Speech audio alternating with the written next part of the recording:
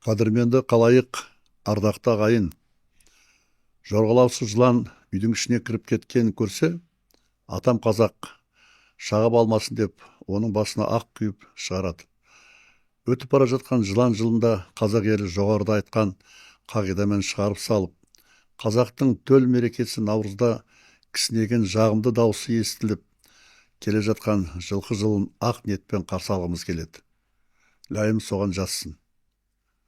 Мәртебелі Қасым-Жомарт Кемелұлы, тұмшалы ойы бөлек, лебізі тәтті сөзі бөлек, жеме-жемге келгенде ісі бөлек, сайқал саясаттан елді аман алып шығу бірінші басшыдан үлкен өнерді талап етеді.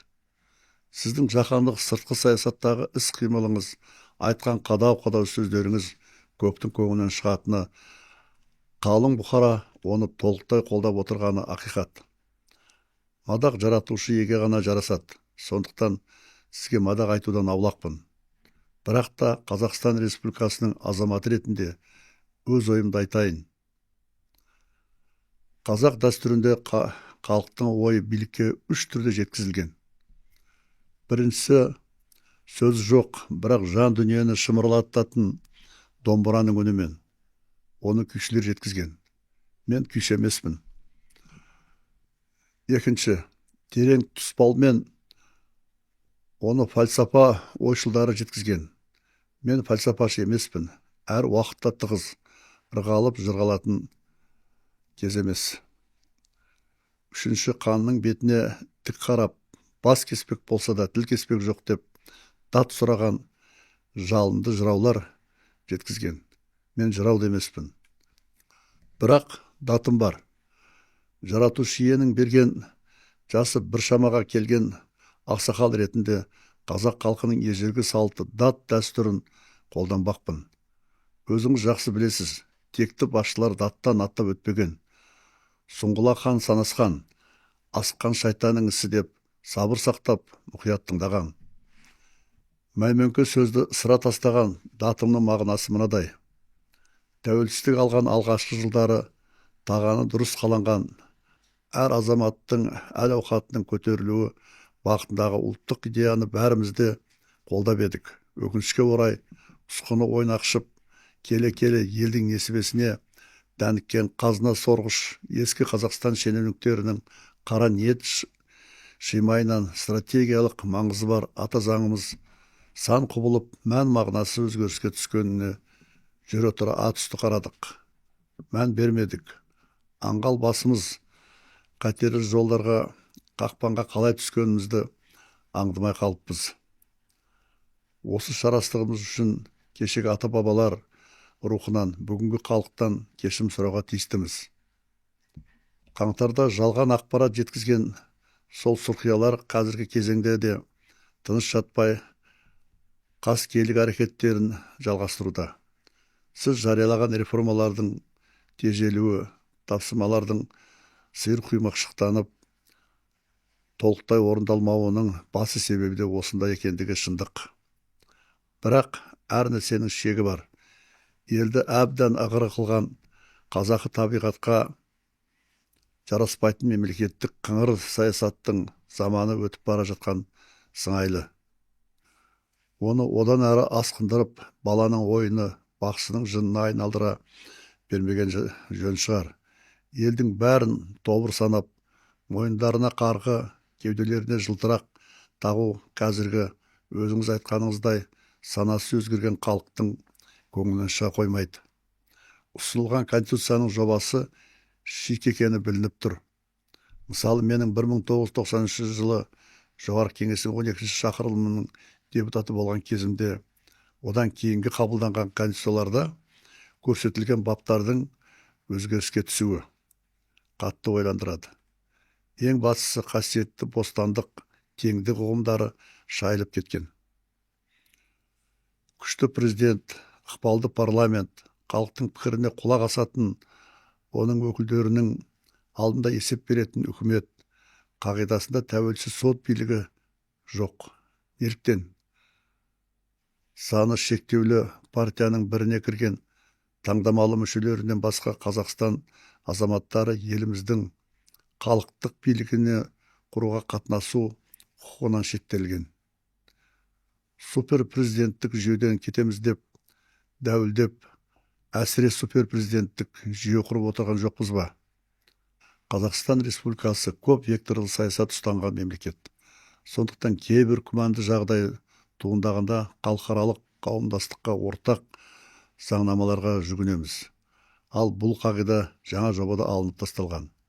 Егер де ұсынылған құжатты қабылдасақ, әлем елдері ұстанған ортақ жалпы адамзаттық гуманитарлық құндылықтарды мойындамайтын болып шығамыз. Ал дамыған мемлекеттерде іргемізді аулақ салсақ, өзімізді өзіміз тығырыққа тірейтініміз ақиқат. Сонымен қоймай, жоба авторларының жетегіндегі насихатшылар үй артында кісі бар деп халыққа жұмысқа үрей туғыза үркітіп, құжатты орынсыз тықпалауда, қалайда дауыс беруге емексітуде. Бұл мәдениетсіздік, хам электоратты қорлағандық. Сыртқы біреулермен санасқыш, мәңкүрттенген шенділер ең алдымен ұлттың сүйегіне таңба түсірген Борат деген аттан құтылатын жол іздемей ме? Қазақ халқы қара сөздерде әлденеше қайталанатындай надан, соқыр, басық емес. Мына құжаттың бетінде әлден жиналған шаң тозаңды үрлеп жіберсек, Қазақстан Республикалық зайырлы унитарлық демократиялық жүйеден ауытқып, авторитарлық басқару тұрпайы түрде жасырылған көмескізге түскен көрініп тұр. Қазақстан Республикасының президенті мәртебелі Қасым-Жомарт Кемелұлы, сіз Біріккен ұлттар ұйымы бас хатшысының орынбасары болып, әлемдік деңгейде қызмет атқарған кезіңізде әр азаматтың еркіндігі, құқығы сақталуын қолдадыңыз. Еуропада аса танымал болдыңыз. Саясаткер ретінде үлкен бедел жинадыңыз. Қазақ ұлты өкілінің халықаралық деңгейдегі биікке шығуын бәрімізді мақтан тұттық. Ал енді демократиялық принциптерді аяққа таптайтын мынадай жобаны ұсына отырып, қасықтап жинаған зәмзәм суды шелектеп төгіп, халықаралық қауымдастық ортасындағы абыройымызға нұсқан келеді-ау деп қауіптенбейсіз бе? Өзіңізбен қоса мына жобаға дауыс беруге шығатын қазақ халқының намысы тапталмайтындығына көзіңіз жете ме? Датыма қоса менің 4 ұсынысым бар. Бірінші, жаңа конституцияның жобасындағы мәтін бойынша халықтың бірыңғай ұстанымы қалыптаса қойған жоқ. Керісінше, кекесінде пікір күн өткен сайын тым көбейіп барады. Ақиқатты шешім қабылдау үшін еліміздегі беделді заңгерлер мен жоба авторлары арасында қазақ және орыс тілдерінде бірнеше мәрте ашық алаңдағы пікір сайыс ұйымдастырсаңыз. Екінші, құрылтайдағы сөзіңізде конституциялық референдумды 2027 жылы өткіземіз деп едіңіз. Сөзіңіздің шұғыл өзгеруіне қайранбыз. Халық өз басшысының әр сөзінің баянды болғанын жөн көреді. Осын тағы бір мәрте асықпай ойлансаңыз. Шаш ал десе бас алатын шолақ белсенді насихатшылар қазақ тілін сақтаймыз, сыртқы жағдай ұшынып тұр деген жалған лозунг жалаулата қарадай абынып жамандық шақыруда. Қазақ тілі үшін күрескіш болса 30 жыл ішінде не істепті олар? Ана тілінің иісі осылардың көпшілігінің мұрындарына да бармайды. Сізге бүкіл халық қолдайды деген жалған ақпарат беріліп жатқанын көріп отырмыз. Халық жік-жікке бөлініп барады. Түбі жақсылыққа апармайды-ау. Біздің пайымымызша еліміздің шаруасына ешкім қол сұғып, түрткілеп, асықтырып отырған жоқ. Шұғыл түрде жаңа конституция қабылдамасаң, қатынасымызды бұзамыз деген басқа мемлекет, я болмаса халықаралық ұйымдардың шарт қойғанын естімедік. Үшінші, егерде біз білмейтін басқа бір жағдай туындап тұрса, ашық айтып ұғындыруыңызды сұраймын. Жер мен елін бұқара халқы ғана қорғайды. Сізді қолдайтын бүкіл халықтық қозғалыс ұйымдастырайық. Маған мысалы қосымша атақ, даңқ, лауазым, мадақ шеннің қажеті жоқ. Пешінемізге жазылған дәм тұзымызды татып келеміз. ендігі арманым тарихтың алдында кінәлі болып қалмасақ екен деп ойлаймын.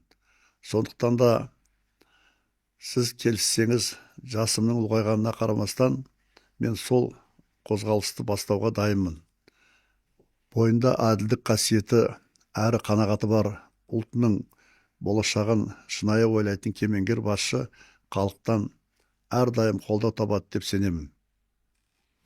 Төртінші, мұсылмандар үшін қасиетті саналатын Рамазан айының ең басты қағидасының бірі сабыр сақтаңыз. Жарияланған шешімге тағы бір мәрте үңілу өзін өзі кемелдендіру жолына түскен тұлғаның ғана қолынан келеді. Ұлы хандар оң қолы қылышын суырса, сол қолы арашашы болып, түпкілікті шешімді толыққанды түрде қабылдаушы ма еді? Салмақтаңыз, саралаңыз. Сізге сабыры халқыңызға тауфик берсін. Ұлыстың ұлы мерекесі Наурызымызды көкірек кере, еш дақсыз көтеріңкі шат көңілмен қарсы алуға мұрсат беріңіз. Келген жылқы жылы еліміздің іргесіне тыныштық, жаңарғана шаттық, ішіне береке алып келсін.